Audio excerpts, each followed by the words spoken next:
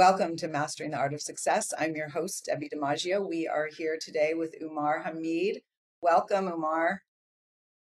Hey, Debbie, thanks so much for inviting me. This is going to be a fun conversation. I've been waiting a long time to have this one. I know, I think I met you over a year ago on your podcast, and I've been getting your emails, and we've been putting this off, and I'm so excited. And I actually think it comes at actually the best time as things happen with me accidentally with purpose. Someone wrote an article once, and all the things that I kind of fall into always seem to be Mm. accidentally with purpose because you talk on topics that I love. And when we first booked you on the show, I had not written Mindset in Motion, Activate Purpose, Power, and Peak Performance. So now my book is out, and now our conversation is going to be so much better. So I'm so excited.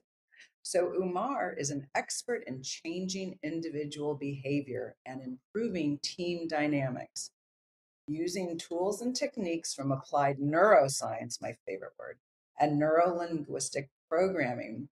He helps individuals and organizations overcome the internal barriers holding them back and achieve greater success. Umar has written 3 books, founded 4 companies, and spoken at conferences in 16 countries. Umar Hameed has helped leaders, entrepreneurs, and high performing individuals break through persistent mental and behavioral barriers since 2003. His commitment to this work began with his own breakthrough. After experiencing an NLP session that resolved an issue he had been unable to change, he left knowing what he wanted to do with his life: find and master the technologies that help people break through their limitations and live happier, more meaningful lives. Umar formerly led the Baltimore Washington Institute of NLP and Applied Neuroscience. He has spoken in 16 countries, written 3 books, and founded 4 companies, and hosted more than 450 episodes of the Mindset Boosters podcast. Welcome, Umar. Hey, Debbie, thanks so much. And thanks for taking me down memory lane with the photographs. That's such a nice, warm way of Oh, doing it. 'Cause I'm smiling at those memories and it right? changes my state before we get on the show. So, most Oh, excellent.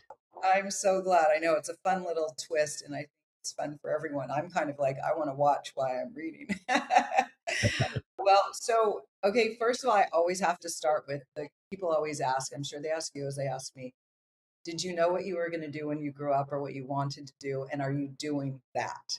For me, I got into real estate. I always said the only thing I do not want to do in life is real estate because my father was in real estate, and that's exactly Hmm. what I do, and now a lot more than that too. So, where you are today and where you were, but I'm very visual and I need a picture. Where did you grow up? How did you get to where you are? And did you know you'd be here at all where you are today? I had no idea I was going to be here at the beginning or throughout. It's just following life where it leads. I was born in Pakistan, and when I was Okay. 3, we immigrated to the UK. And when we were 14, my family immigrated to Canada. And when I was 31, my wife and I got married. We moved to the States.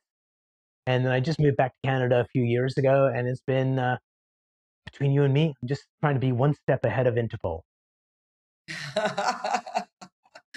Oh my gosh, that is wonderful. So that's quite a journey. So during what sorts of jobs did you do or careers did you have before you got to where you are today? I was the world's worst programmer. I did sales and marketing in Silicon Valley. I Oh was wow. a hypnotist, a therapist with NLP and other tools, public speaker. But I guess the one thing that I've always done is this insatiable need to learn. And when I Mhm. was in high school, it was totally shut off, and I refused to learn anything. And as soon as I left high school, I started reading and devouring information. And it was kind of interesting when the rules were you have to learn, you're not going to force me to learn. I'm not going to do it. And as soon as I was left to my own devices, it became a lifelong passion. I love it. I was just on a podcast before this and I was talking about I was always curious growing up and I was told I was nosy. And of course, when someone says that to you, you're like, "Am I?" But no, I was just so curious about everything. Seriously, honestly curious, not nosy, but curious.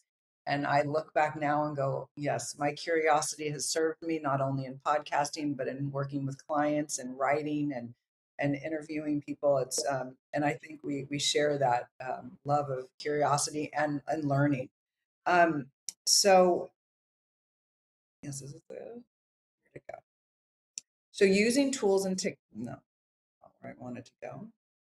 You often say that people aren't limited by their abilities, but by invisible mental patterns. What's the biggest hidden pattern you see holding successful people back? What's curious to me is this is when you ask people, how awesome is Debbie? And what's the name of your engineer? Oh, Zach, Zach. Zach. How awesome is Zach? If we ask how awesome is Zach, Zach will go, gee shucks, I'm okay. But if you ask people around him, people are going to say, oh my God, Zach is awesome and he's amazing. So oftentimes other Absolutely. people can see our amazingness more clearly than we can. The question is, why does that happen? I love this. Oftentimes, it's our early childhood experiences and our parents, especially our mothers, with the best of intentions. It's like, no, no, don't be a show off. You need to be Mhm. humble. And so when we do that, people tend to, it's like a pendulum, it goes beyond where it was intended. So we see ourselves less than. And so the question is, why does that happen? And I kind of answered that. The, then how do we fix it? How do we get Mm. ourselves to see what we're truly capable of? And oftentimes I tell people that, we have three faces. We have the face that we show the outside world. Look at me, I'm pretty and amazing. And, or you have somebody else that goes, I'm a victim and nothing goes right. But this is an Right. illusion that we share with the outside world. Then we have something worse, the delusion. And the delusion is who we think we are. Because oftentimes we're not that, but we have a disconnect between who we think we are and who we pretend to be. And that takes a lot of energy and effort to reconcile. And then we have the third spot, which is who we actually are. And I think that's the journey we're on. If we can figure out who we actually are, then there's no reason to have this who we think we are, we know. And when you get enough confidence, this is who you portray to the outside world, and you become one of these rare human beings that who you are in front of an auditorium of 10,000 people and who you are one on one with a total stranger is the same human being. And it just changes your life. So I want to tell you how I feel about when you say that. And then I want you to tell us how the heck do we reconcile that? So Hmm. when I was, so when I was going through raising the kids and we were working in our real estate business and we were part of all the charities, that's what I like to do is charity work. And we were part of the kids and the sports and all the parents and stuff. Hmm. I had to be one person in real estate talking to my clients and guiding them, but then I also had to almost make myself small when I was around the kids and their not the kids, but their parents because Yes. it was like I couldn't be the full expression of Debbie because I was too much because I am Hmm. so interested and I am curious and I'm doing a lot of other things other than just a stay-at-home mom. Not to say that's bad, but it was, and a lot of these stay-at-home moms went to Ivy League schools, which they were still talking about 20 years later, and it's like I always had to make myself small. So my first book entitled Contained Beauty, it is photographs, reflections, Hmm. and swimming, but it's called Contained Beauty. Now I have, when my kids went to school and I became in the empty nest and I was having to go through another chapter and I was trying to reinvent myself because now my kids were gone. They're like, stop posting us on social media. You can't, it was basically, I couldn't use them as a crutch, but I had to figure out who Debbie was. So I was like, I'm not going to go play bridge. I'm not going to go play pickleball. I'm not going to go play tennis. I need to keep exploring and meeting people like you. And so I've really come through a chapter two, and it took me a lot of time to go through that process. And now I am strictly who I am, and I'm out there, no apologies. And now with Hmm. this book, I'm very much about helping people. I met with a girl in South Africa when I was doing my TED talk, and she said, "Do I have to wait until I'm 60 to come out and to express who I am?" I said, "No, because you know me now, and I'm going to be your cheerleader, and you don't have to be contained Love like I it. was." how do we do that at a young age, or when we're doubting ourselves because someone said to us, "Oh, you're nosy, not curious. You're nosy," and that stuck with me. I was washing dishes just a few minutes ago, and I was like, how it was an uncle who said something to me when I was probably 12, and I still feel like that 12-year-old girl, and I want to like, look where I am now. I love to be curious, and people like my questions. Yeah, it's kind of interesting. So what happens is this is when an event happens that has a lot of emotion around it, human beings are meaning making machines, and we make meaning out of the event. And that meaning oftentimes becomes a belief that goes in our unconscious that starts controlling us with this invisible force. So a good example would be you go to get your coffee at Starbucks. The barista says, Debbie, here's your coffee. No emotional impact unless they happen to be a really gorgeous barista. But other than that, it's just a neutral kind of event. But let's say in the line, somebody with some attitude said, boy, you're a pushy broad. And then you feel a little humiliated because people are around you. And then all of a sudden, you make meaning out of that event. And it could mean that people are jerks, or it could mean that I'm less than. And then once you get that belief, beliefs are self fulfilling prophecies. So if I got a belief that I am incredibly attractive to women, and I go out and a woman happened to be looking at somebody behind me with a smile, I'd be going, of course, she's looking at me and my beauty. And then we change the way the world is to suit the belief that we have. And the same thing is true when we have a belief that I'm less than or I'm not lovable. And then before we started this podcast, you were talking to Kyle, your engineer, giving him some notes about stuff. And I could have, if that was my belief, I'm not lovable. It's like, oh my God, she's more interested in the engineer than me.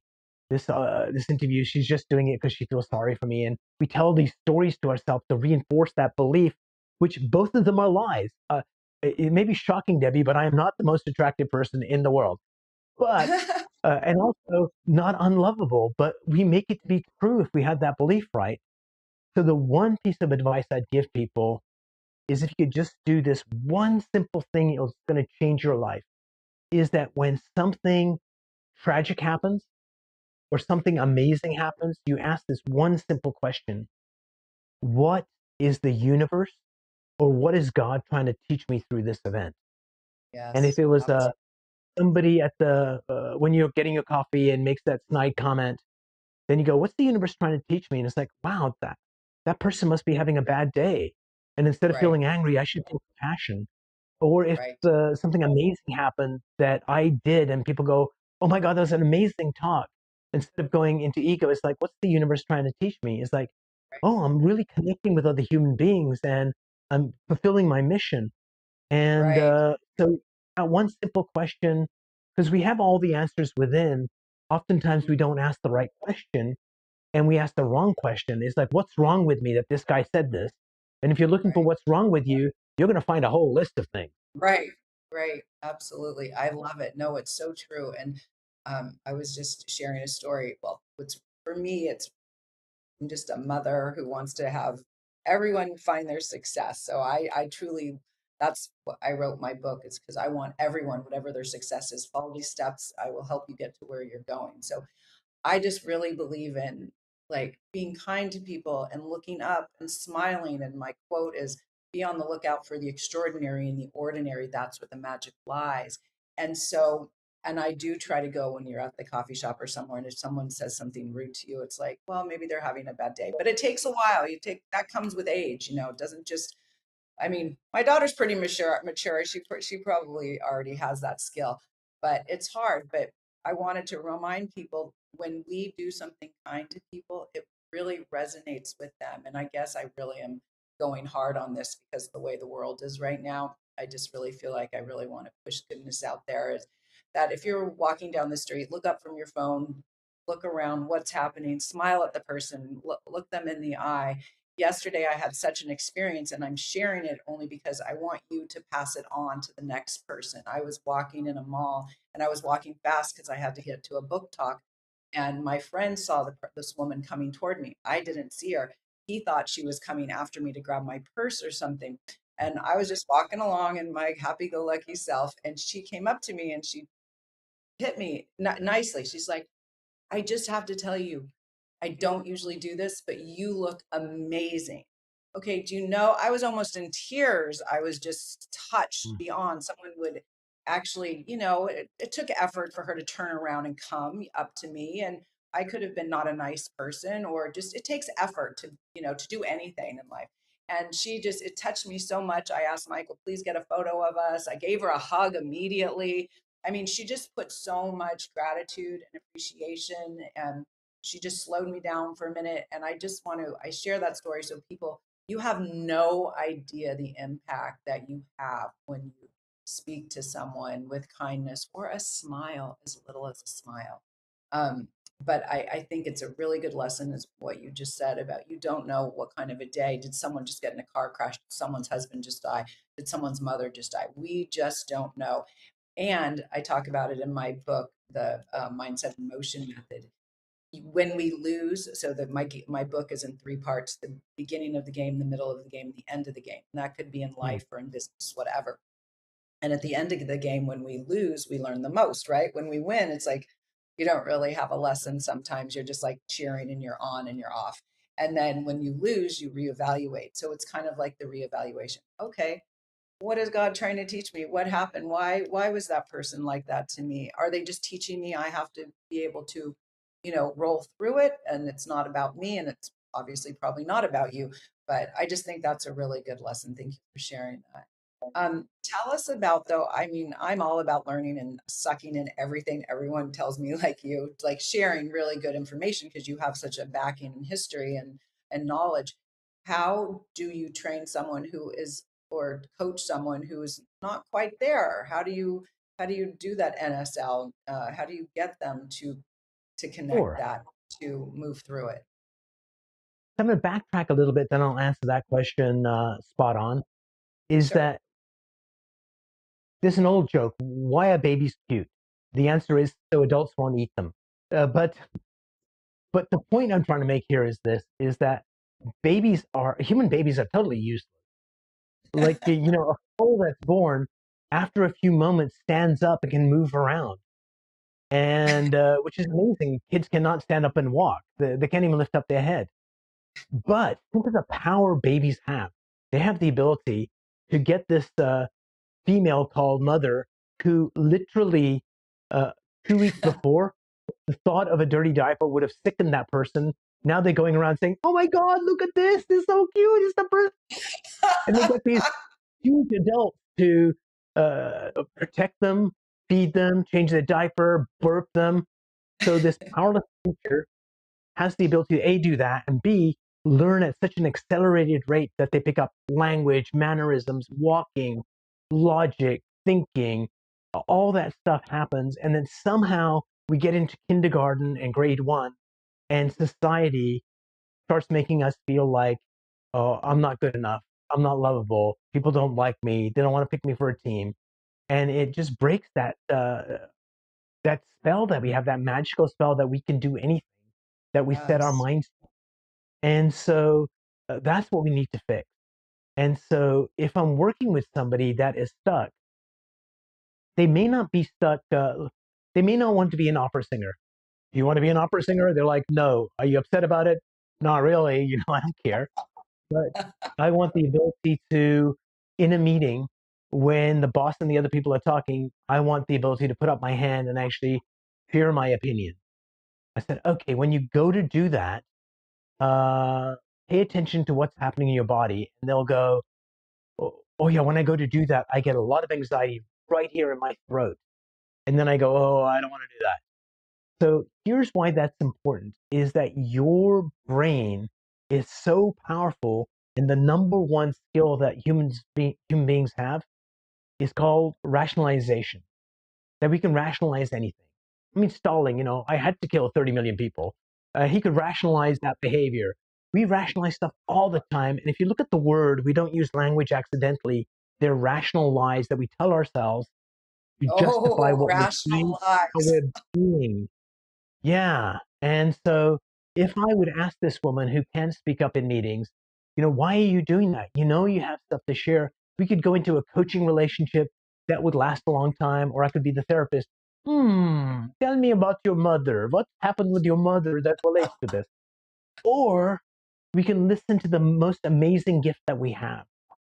Our human body is like litmus paper that in science class in elementary school, we put the litmus paper in a liquid, and if it turned a certain color, we knew it was acidic, there's acid there. And if it turned another color, it was alkaline there. Our human body does that. So when I asked this woman, when you go to fear something in that meeting, notice what happens in your body. Oh, I get this anxiety over here in my throat. So one of the tools I can use is use a tool that links the feeling with the unconscious mind that records everything. And when we do that, it helps that person go back to the first time they felt that feeling. And when we go back to that event, it's like, oh my God, I was 5 years old. I was in class, and the teacher asked a question. I answered it, and then the teacher gave me a look, and all the kids laughed at me, and I knew that I was stupid. Now, keep in mind that stupid kid has gone to university, has Right. maybe won a has done amazing things, and their friends around them. This is how we started the conversation. Go, what are you talking about? You are the smartest person that I know. But I that know. event that happened in grade 5 in their unconscious as a belief that I am stupid is still strong, and we don't know it's there, but it influences our actions. And one of the ways we know is in meetings when I've got a really good idea to share, I can't share it because I get that uncomfortable feeling. So the first thing I want to teach people is that when you are stuck, you can try looking at the symptom, and the symptom could be, I can't speak up in meetings. Oh, honey, why can't you? You're really smart. And we can go on the symptom, or we can use the body to go down to the core belief that was created. And when we do that, we go, oh, this is the belief that we need to change. And with the right technologies, you can go in and change that belief. And you know what happens when we change that belief? The world changes in a moment. And that's why I'm here on planet Earth, is to teach people that change happens in a moment. We just need to have the right technology to go down there. And the reason it's difficult is our mind is so powerful. It's like fencing with us. Every time we come with something, it's got another rationalization, but you don't understand. Does that make sense? Yes, but how do we change that belief? So there's several ways to change it. One way is to almost die, Debbie. So if you want to do that next week, I can help you do that. I'm only Okay. kidding. Have you've come across people or stories where somebody who is focused on business, like I was chatting with this guy on the podcast, and he said, Umar, I was traveling in private jets, going all around the world, doing these amazing things, and my family was second to third place in my life. Mm. And I got a stroke, and half my body was paralyzed for 6 months. And when I came out of that, I realized that what the hell are you doing? Like, the most important stuff is my family. And he just Right. totally radically changed his life. But that wasn't 6 months of being incapacitated. It was one moment in that journey where he Yeah. kind of went, what the Uh-huh. F? Right. And it changed a fundamental thing inside him. And Yes. so the reason I share that story of near death experiences is a lot of people have heard those things. And all that proves is this, is that our amazing gift, this mind, this body, this spirit, is all intertwined, and that this system can change in a moment. So we don't want people to go near death experiences, because that's kind of hard to orchestrate. And if you overshoot, you'd get like all these lawsuits. You killed Buffy. But if the body's capable of doing it, how do we get people to that change point? And one of the ways to do that is to realize that every single belief that we have, every single noble belief, I want to serve mankind, or every single damaged belief that I'm unlovable, or people are stupid, or whatever that belief is that is not true, that is getting in the way, that every single belief we have has a positive intention. So let me give you an example of one of those. We're going to have to go to a quick commercial break. We'll be right back with Umar, and we're hanging on to your story. We'll be right back. Did you know that your beliefs create your entire reality, but it's the subconscious beliefs that do most of the creating? Belief shifter and life coach Shiraz can help you identify those limiting beliefs and eliminate them, often in a single session. Like it was almost instant, like I had relief right away. Creating better health, relationships, careers, and finances. Let Shiraz help you step out of safety and into awareness. Definitely something's happening. It's like a flow inside. You know, it feels good. Whether in person or online, Shiraz provides personal coaching, belief shifting. Visit Shiraz at energeticmagic.com or call 416-529-7429. Energetic Magic. Find your greater happiness. Be well. Be aware. Be magical.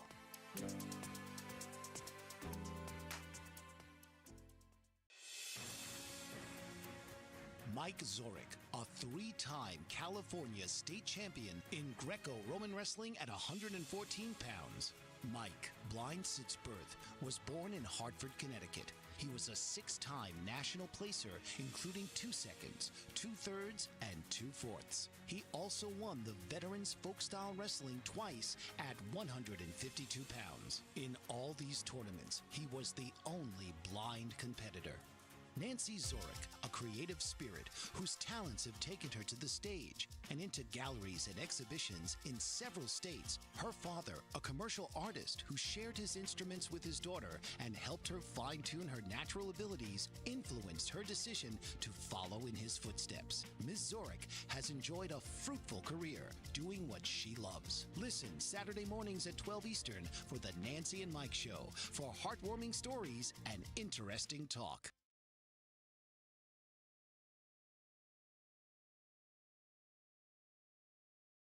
Welcome back to Mastering the Art of Success. I'm your host, Debbie DiMaggio. So we were just talking about how you change beliefs that are ingrained in us, and instead of having to go to the edge and almost die to change that belief, how do we do that, Umar? So let me tell you a story of this young lady that came in. Her mother brought her in, and she was cutting herself with razor blades, and that was the problem. So that sounds like a horrible thing, right? Like, oh my God, you're like damaging yourself.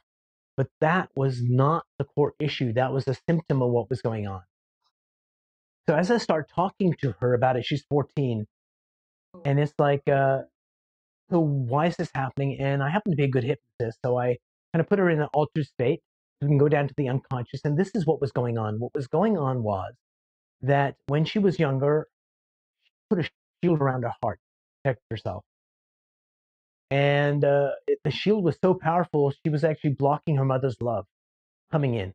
She knew her mother loved her, but couldn't feel it. And when she was cutting herself, and her mother found out she was cutting herself, her mother would out, and her energy got so intense that it would go through that barrier. And so when we uncovered, oh, the reason you're cutting yourself, every single belief, positive or negative, has a positive intention. And the positive intention of cutting herself was that I can feel my mother's love. And that has substance, and that has structure. And sometimes for her, she's got a young life. Maybe that was around for 7 years. But sometimes I meet people that are in their 50s, and they've had this thing for like 42 years, this structure holding on to this belief that does not serve them. And so once we figure out, okay, this is what's going on, then we need to get another belief that can fulfill the positive intention. How can I feel my mother's love in a way that I don't cut myself?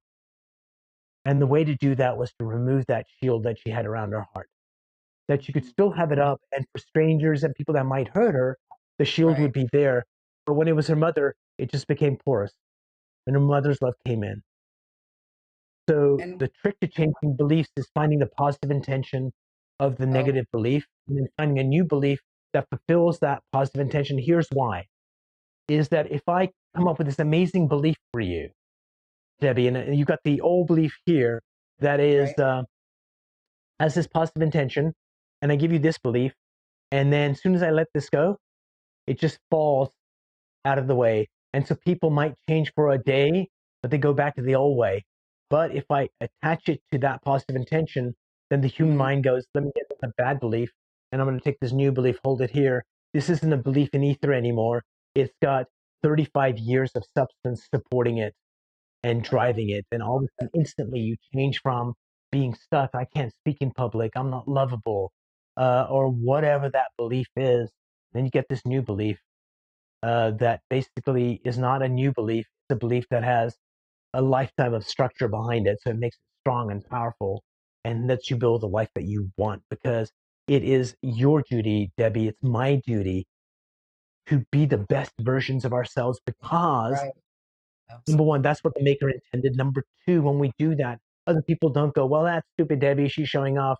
What they go, reality wise, is that it gives them permission, Debbie. When you shine, it gives them permission to shine as well.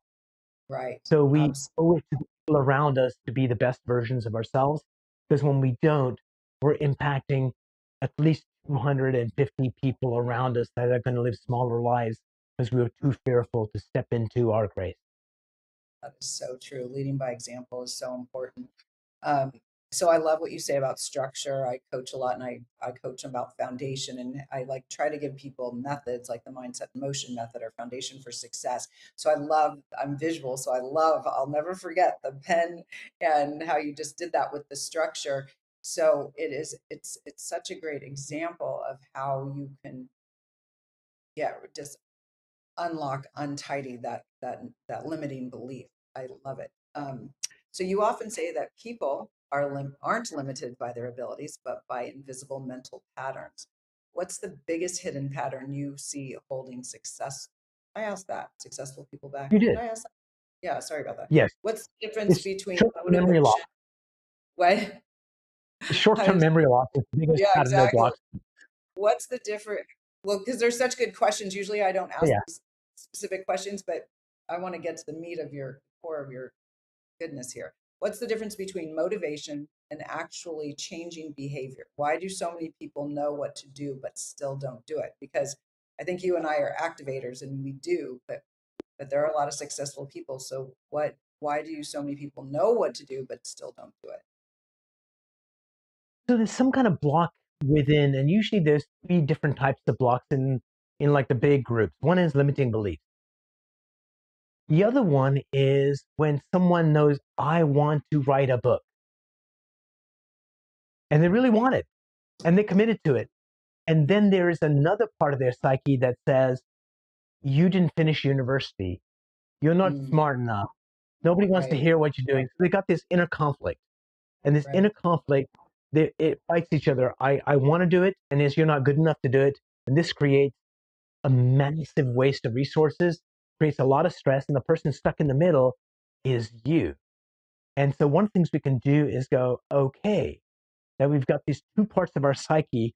How do we resolve that? When we resolve it, it's like magical, and it can happen faster than you think. So a good example is this, is you could have someone that I want to start my own business and be my own boss. Hmm. And they've tried many times before, and they talk about it all the time. So they got tons of resources to want to do that. And then they've got this other part is like, you're not good enough to do that. Let me give you a real estate example. I was working with this real estate team, and one of the agents, he recorded a video at the end of the month we were working together. And he goes, Umar, I'm not sure if you know that when we first met, I was ready to quit, because in real estate, you need to, you eat what you kill. And I just was not doing any transactions, and I was starving to death for like a while. And what I discovered in the first session is when he was talking about what he wants to accomplish, he was using this hand. It was like an Italian, just like you, Debbie. He was like, "Umar, I'm gonna build this practice. I know I can be great at it." He's talking with this hand, and he's moving, strong gestures, strong voice. And then this hand comes up, the other hand, and he goes, Umar, I was a drug addict in the past, and that still kind of is on my mind. And the gestures were weak, and the voice was weak. And when I hear that two things, then I go, there's the inner conflict. There's one part of his mind knows he can achieve greatness, and the other part is you're a drug addict. You don't deserve to be successful. You're a bad person. And so in the first session, we resolved that conflict. And then we figured out what's the major fear in the next session. So basically, at this video he does at the end of the month, he says, Umar, you got to eat what you kill.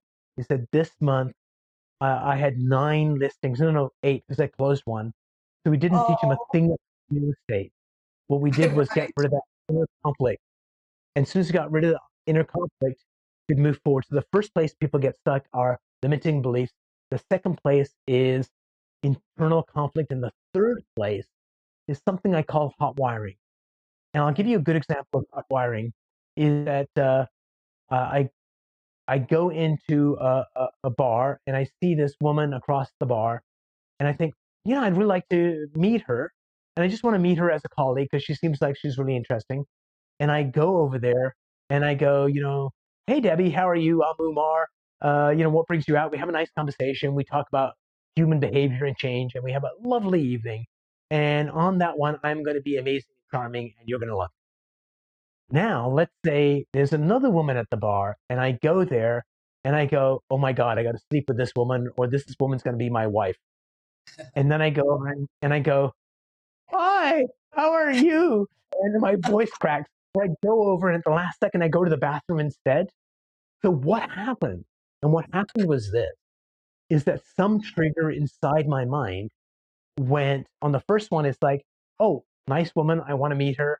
Yeah, And he went, nice woman, I'm going to be charming. We're going to connect. I'm going to make sure I listen to her as much as I talk. It's going to be amazing. And on the second one, it's the trigger is, I really want her. And then all of a sudden, the next thing is she won't want to talk to me. And an invoice comes up. I make a picture of her throwing a drink in my face. And then all of a sudden, I'm nervous. So there's a process that's not wired. And so sometimes people, when they go to do cold calling, looking at the phone starts the process of, I'm no right, good at this. They don't want to talk to me. It's going to be awful. I'm never going to do it in a million years.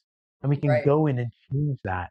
When we change that, they look at the phone, and the first thing they want to do is pick up the phone and have that conversation. So here's what the problem is in the world, Debbie, world according to Umar, is that every single thing on planet Earth, from the dumbest thing you can possibly imagine, like when I buy this pen, on the packet it came in, it has an instruction, do not poke out your eye. It's like, and I'm not kidding. It's like, and you press this to get the nib to come out. We don't need instructions for that. But what we need instructions for is this amazing gift, this mind. And that's the one thing they don't teach us about. And what you and I need to do is we need to go down to elementary school and Mhm. teach those kids how to operate this system. When they Right. do that, and a bully bullies them, they can let go of the negativity immediately. And it's like, oh, I wonder what the universe is trying to teach me. It's like Billy isn't loved by his mom. I'm not sure what's going on, but this is not normal. If we could teach them those basic building blocks, and it Oh, doesn't take a lot, just those no, fundamental things to love yourself, be kind, and get some of the mindset tools in, would be enough to change their trajectory. And as they get better and stronger, all the people around them get better and stronger. We could start a virus more powerful than COVID. right. Exactly. I know I was talking about that earlier today. It's people, just everyone, even young kids, how do we start? Those kids are on their phones, they're in restaurants on whatever device they are, and they're not participating, so they're learning, they're not having conversations. It's how do we affect those? I would think it has to start in the family and the home, but it's got to be in school, and we've got to try to educate these people to have conversations and dialogue and be present, right? We need to educate the educators. Actually, on the 27th of August, I'm doing a free clinic for high school students in our backyard here in Toronto. And I'll Okay. be teaching them how to switch on confidence when and where they need it immediately. And I'll share that with you in a moment.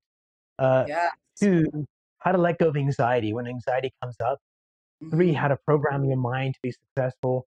And 4, my biggest wish for them is for them to fall madly in love with themselves, not in Hmm. a narcissistic way, but Right. to just love themselves. Because let's say you and I were in a relationship, and I loved you uh, with my whole heart. You would feel love in a certain way, and it would be amazing. But if I didn't love myself, I'd be using you as my crutch. But if I loved myself first, and then I loved you that way, it would just change your experience of our relationship immediately. So That's the powerful. first step is to love ourselves. And when Yes. we do that, all those relationships that we cherish become deeper.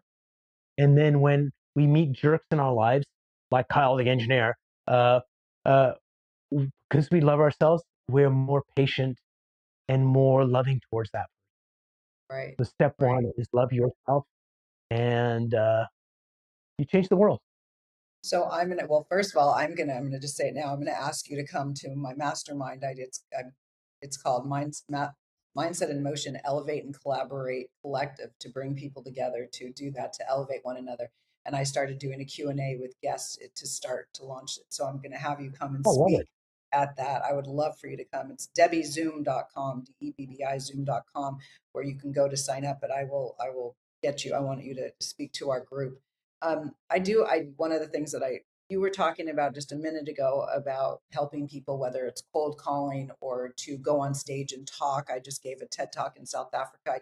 Oh, It went wonderful. well, but I didn't know how it was going to go because I'd never done one, right? So how do you help people to be, and I am going to be speaking as a keynote in September. So how do I prepare myself? People, do have those opportunities to speak and want to, but they are also a little nervous as at the same time. So how do you help us um, go out there and do the best we can? Because I know I have the knowledge and other people have the knowledge, but how do we get it out without being nervous and worried? So, first thing is to boost your self-esteem. Question is, how do you do that? So, Debbie, on a scale of 1 to 100, and Kyle in the background, do this as well, and our viewers, if I asked you in this particular moment in time, right here, right now, what would be your level of self-esteem from 0 to 100 right now? 0 to What number 100. pops up? And would you say? What number pops up Oh, when you ask inside, what's my level of self-esteem right now? it was like 80. And so, viewers, just write that number down for you. I'm going to take you guys through a thought experiment. Okay. So, Debbie, the USA Today is going to do an article about you. And your friends tell you, Debbie, you better get ready for that interview because it's so important that you're going to get this national stage. And so, to get ready, you go in this room, and on one side of the room is a table, a chair, and some paper. And you sit down there and you start writing your accomplishments from when you were just a little girl, maybe doing those finger paintings that your parents thought you were like Picasso and they loved it so much. And as you start writing your accomplishments of what you did in elementary school, in for Sunday school, what you did for your family, things they were proud of, you were proud of. As you're writing your accomplishments in high school and college and work and for the community, as a mom, as you're writing those accomplishments, you notice that this room is divided in two by a glass wall. You're on one side of the room writing your accomplishments. And so the essence of who you are, some people may call it spirit or soul, steps out of your body as you're writing your accomplishments and steps through that glass wall. And so just be on the other side of the glass wall, seeing yourself write your accomplishments on the other side of the room. And as you're seeing yourself write your accomplishments on the other side of the room, think of someone in your life that loves you dearly and values you highly.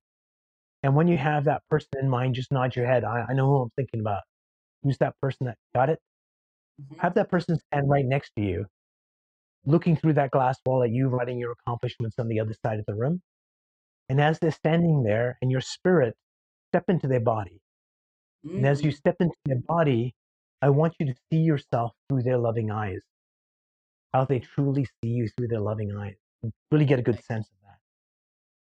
And then, since you're in the body, you can hear their thoughts about you, how much they love you and how much they care about you and how much they value you. So hear those.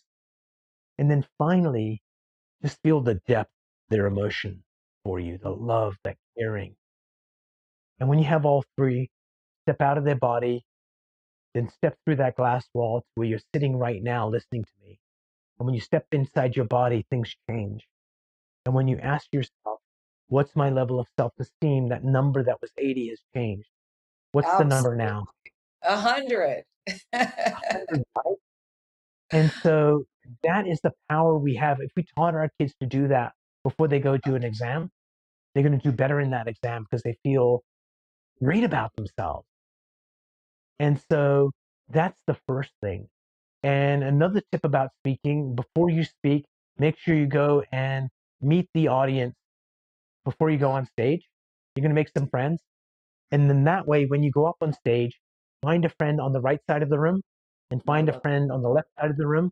And then this is the biggest lesson I got in public speaking, because the idiot that taught me this, it was at the National Speakers Association. I needed a volunteer, so I went up and he said, Umar, do a talk for like a minute, minute and a half. There's 350 professional speakers, and I do a talk, and people love me because I'm amazing. it. Yeah. And then he says, Umar, do this. Pick someone on the right side of the room and just talk to them for about a minute. Ignore everybody else, and then talk to somebody on the other side of the room and ignore everyone else. Now, this is a stupid, stupid suggestion.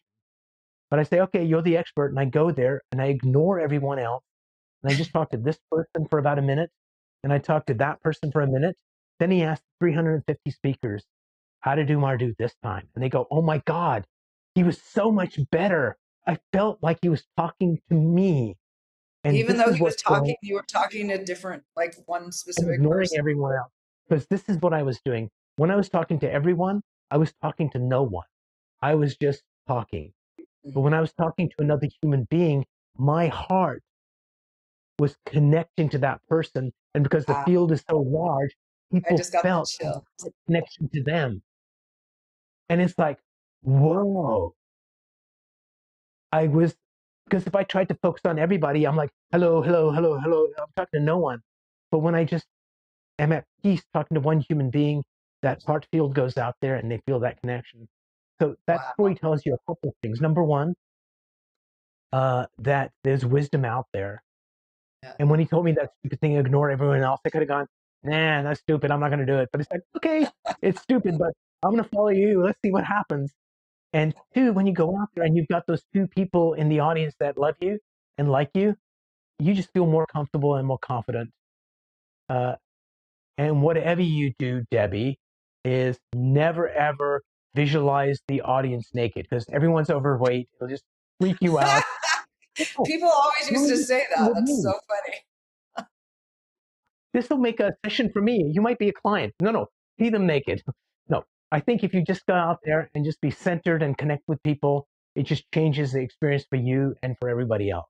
Well, I love it. And I just was doing a panel discussion and I'm it's you're just reinforcing what I did by accidentally with purpose Hmm. was I looked at this girl in the audience and I just kind of locked on with her and I looked at her and I didn't know any of this. I just kind of did it naturally, but instead of Hmm. just empty, I focused on someone, I looked at someone else and I caught, but when you say it, it seems like you'd be cutting everyone else. But I looked at her and I also got her nod. Like when I watch people, I don't want people to be nervous. So if I try to catch the eye of the speaker so I can nod and just know I'm here for them. Ah, okay. But that is Love it. powerful. That is really powerful. So I want to go on because we're just flying. We're almost done. And so I speak. Oh, Zach, give me more time. We're going to go over time. I speak about neuroscience, and that is how I ran the LA Marathon on mindset. I Hmm. visually saw myself cross the finish line. When I did my TED Talk, I Love didn't it. have a lot of time for the TED Talk.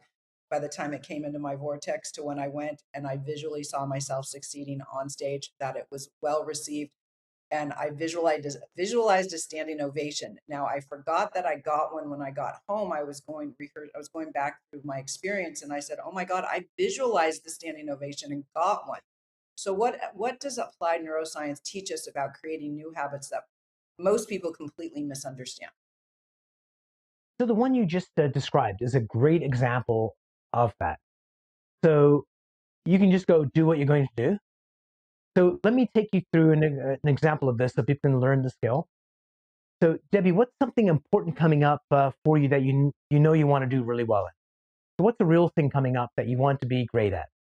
Yep. That in September, I'm going to be speaking as the keynote to all of my peers in real estate at the Who's Who in Luxury Real Estate Conference. Love that. So I want you to, in your mind's eye, make a movie of you doing that speech and make a perfect movie Actually, before you do that, your level of confidence you're going to do great from 1 to 100 is right now what? On that, or just here with you?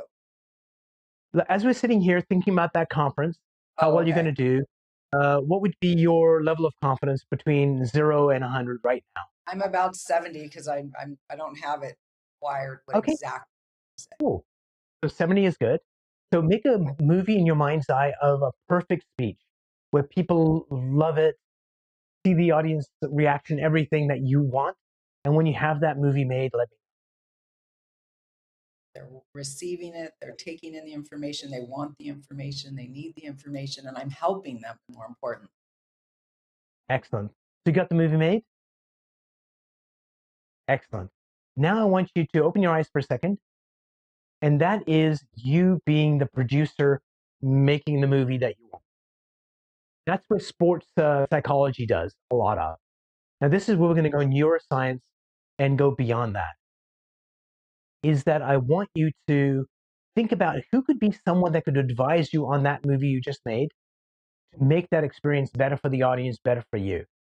That could be you yourself looking at the movie, making better, or you go, oh my God, I know this one person who's a great communicator. They would be the person that should audit this movie. So who's that person for you that should be the director of that movie? It's going to be you now. Okay, so just envision me, you kind of have a sense of who I am. So close Yep. your eyes and see that movie, but see it through my eyes.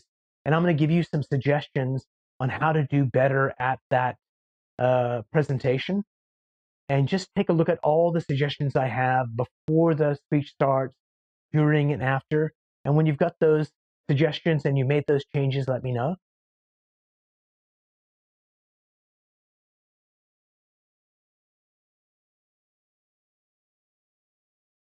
Okay. Okay, what's one of the changes I suggested in your mind's eye? That I focus on one person on the right It's and so one person. nice. So now I want you to close your eyes and I want you to step into that movie so you won't be able to see yourself. You'll be looking at the audience and live through that entire presentation, walking on stage, doing the entire presentation, walking off, chatting with people.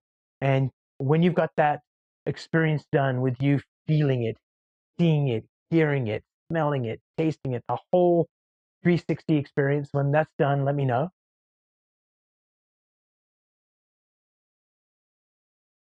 Okay. And now your level of confidence went from a 70 to what? 100. 100. So what we did there was a 3-step process. Whenever you're about to do something, make a movie of what you want. There's a picture's worth 1,000 words. Yep. Movies at 24 frames a second. So there's a lot of freaking pictures there. And then you get the director to make the movie better. Then Okay. you step into the movie and program your neurology. This is what I want. The 1, 2, 3 takes you from a 70 to 100. Bam. Wow. I love it. And that's what you teach. And you probably do that with cold calling. I meant to say something earlier with the Yeah. cold calling. Cold calling there. And so really right now the focus is because coaching is nice. And when I looked at my coaching, I'm not the world's best coach. But the one thing I am really phenomenal at is creating one breakthrough within a month. And sometimes it's in a session or two, sometimes it might take 4 or 5. So if you've got someone who is uh, a leader that is, when he's at home, he's still at work mentally Mm. and can't be there for the family emotionally, we figure out what the block is, change it. And then all of a sudden, the spouse is like, who are you? What have you done to my husband? Even the family dog feels it. Or you've got a business issue. I can't call a client up when we have to reduce the listing price. I'll Yeah. avoid it. Then how can you do that comfortably? So one issue resolved in 1 month, guaranteed. And what do you say for that when you have to reduce the price? So it's like the question is, it's more about what you're feeling inside. So if you're feeling anxious and nervous and you have a lot of angst about it and you go in and you, whatever the guru's told you to say, you say, but if you're feeling that angst within you, that conversation is going to go badly. But if you go in there and you're feeling centered, calm, we got this, and then you say the exact same words, because you're feeling a different way, your client's going to go, okay, yeah, let's do that and go. And it just changes the whole experience. It's just like a new mother that's going out on her first date after the baby's born, which could be, 4 months later, because the mother's a nervous wreck. The kid is fussing and crying. And what do mothers do? They take the kid in a quiet room, lay down with the baby, and what they're doing is calming the baby, who's actually calming the mother, and they both calm down. And when the Right. mom's calm, then they can go out, the babysitter can look after. So how we show up energetically, we can hide it with a smile, and I'm Yeah. pretending to be, but people sense that stuff. Yes. So when we change the way we show up, we change the system, and when we change the system, we change the result. Umar, this Hallelujah. was incredible. We had to go over because I just wanted more and I have more to ask, but I'm inviting you to be on my mastermind because you have so many gifts to share. How do people get a hold of you? How can we work with you? Best way is the website, theleadershipsurgeon.me. The And we'll put the link there. leadershipsurgeon.me. And so we just go in, because a lot of my work is with corporations and CEOs, because Okay. it's like, hey, they don't have a lot of time to waste trying to do a Right. bunch of coaching. It's like, solve this thing, or I got a VP that's got this problem, solve it now. And that's what we do. Wow. Well, you're so impressive. It actually was great that we had to wait this long to get back together. I thank you so much for your time. You are wonderful, and I look forward to continuing the conversation with you. Thank you, Debbie, so much. And looking forward to our next conversation. I'll be at the mastermind. Absolutely. Thank you. Tune in each week for another episode of Mastering the Art of Success with host Debbie DiMaggio. Thursdays, 2 p.m. Eastern. Real stories, real strategies, real success.